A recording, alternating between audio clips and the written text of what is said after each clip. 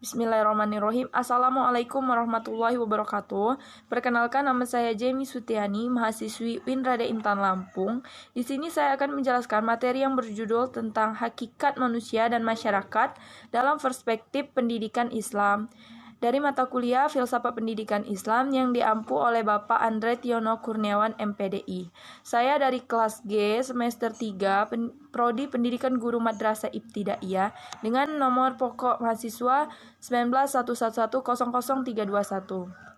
Baiklah, yang pertama yaitu hakikat manusia dalam Al-Quran. Menurut Muhammad Quraisy Shihab, menunjukkan ada 3 kata yang digunakan Al-Quran dalam menyebut manusia, yaitu yang pertama bashar. Penggunaan istilah bashar dalam Al-Quran lebih cenderung digunakan pada hal-hal yang berkaitan dengan aspek fisik yang tampak pada manusia secara umum, seperti kulit, rambut, bentuk fisik secara umum, dan kebutuhan biologis yang tidak berbeda di antara manusia satu dengan yang lainnya. Yang kedua yaitu kata-kata yang terdiri dari alif, nun, dan sin. Semacam insan, ins, nas, atau unas. Kata insan menurut Ibnu Masyur berasal dari kata insian yang berarti manusia atau kecil. Sedangkan menurut Muhammad Quraisy Shihab, istilah insan terambil dari kata uns yang berarti jinak, harmonis, dan tampak. Jinaknya manusia normal ini lebih tampak manakala dibandingkan dengan binatang seperti harimau, serigala, ular, dan binatang buas lainnya. Kata insan dalam Al-Quran digunakan untuk menunjukkan manusia dengan seluruh totalitasnya, yaitu jiwa dan raganya. Yang ketiga yaitu Bani Adam dan Zuriyah. Ada kata Zuriyah menurut Ibnu Mazur berkaitan dengan keturunan. Jika dikatakan Inna fulanan la karimu ad-zuri, maknanya adalah karimu at-tabi'ah, pembawanya sejak lahir mulia. Zuriyah juga berkaitan dengan sesuatu yang jatuh atau diperoleh anak dari orang tuanya. Bila kata zuriyah dikaitkan dengan Adam, lebih menggambarkan keturunan dari masa seorang berasal. Manusia memiliki eksistensi dalam hidupnya sebagai Abdullah dan Khalifah, sebagai utusan Allah Subhanahu wa Ta'ala di muka bumi ini. Di sini harus bersentuhan dengan sejarah, dengan mengembangkan esensi, ingin tahu, menjadikan ia bersifat kreatif dengan disemangati nilai-nilai transendensi.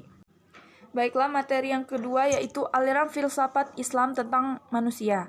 Setidaknya terdapat 4 aliran pemikiran yang berkaitan tentang masalah rohani dan jasmani atau sudut pandang unsur pembentuk manusia, yaitu yang pertama aliran serba zat, aliran serba ruh, aliran dualisme, dan aliran eksistensialisme. Yang pertama aliran serba zat atau faham materialisme. Aliran serba zat ini mengatakan yang sungguh-sungguh ada itu adalah zat atau materi. Alam ini adalah zat atau materi, dan manusia adalah unsur dari alam. Maka dari itu manusia adalah zat atau materi. Manusia ialah apa yang nampak sebagai wujudnya terdiri atas zat, darah, daging, tulang. Jadi aliran ini lebih berpemahaman bahwa esensi manusia adalah lebih kepada zat atau materinya. Yang kedua yaitu aliran serba ruh. Dalam buku lain, aliran ini diberi nama aliran idealisme. Aliran ini berpendapat bahwa segala hakikat sesuatu yang ada di dunia ini adalah ruh. Juga hakikat manusia adalah ruh. Ruh di sini bisa diartikan juga sebagai jiwa, mental, juga rasio atau akal. Karena itu, jasmani atau tubuh, materi, zat merupakan alat jiwa untuk melaksanakan tujuan, keinginan, dan dorongan jiwa. Yang ketiga, aliran dualisme. Aliran ini menganggap bahwa manusia itu pada hakikatnya terdiri dari 2 substansi, yaitu jasmani dan rohani. Aliran ini melihat realitas semesta sebagai sintesa kedua kategori animat dan inanimat, makhluk hidup dan benda mati. Dan yang keempat yaitu aliran eksistensialisme. Aliran filsafat modern berpikir tentang hakikat manusia merupakan eksistensi atau perwujudan sesungguhnya dari manusia. Jadi intinya hakikat manusia itu yaitu apa yang menguasai manusia secara menyeluruh. Di sini manusia dipandang dari serba zat, serba ruh atau dualisme dari kedua aliran itu, tetapi memandangnya dari segi eksistensi manusia itu sendiri di dunia. Dan materi yang terakhir yaitu hakikat manusia. 1. Pengertian masyarakat. Istilah masyarakat berasal dari kata musyarak yang berasal dari bahasa Arab yang memiliki arti ikut serta atau berpartisipasi, sedangkan dalam bahasa Inggris disebut society, sehingga bisa dikatakan bahwa masyarakat adalah sekumpulan manusia yang berinteraksi dan terjalin erat karena sistem tertentu, tradisi tertentu, konvensi dan hukum tertentu yang sama dan hidup bersama dalam suatu hubungan sosial. Dan masyarakat juga merupakan suatu perwujudan kehidupan bersama manusia atau sekelompok manusia yang hidup bersama dalam suatu wilayah dengan tata cara berpikir dan bertindak relatif. Yang kedua yaitu pandang Islam tentang masyarakat. Al-Quran menyebutkan bahwa fitrah manusia itu adalah makhluk sosial dan hidup bermasyarakat, merupakan suatu keniscayaan bagi mereka. Di sisi lain juga, Al-Quran menjelaskan bahwa kecerdasan kemampuan sosial manusia itu berbeda-beda.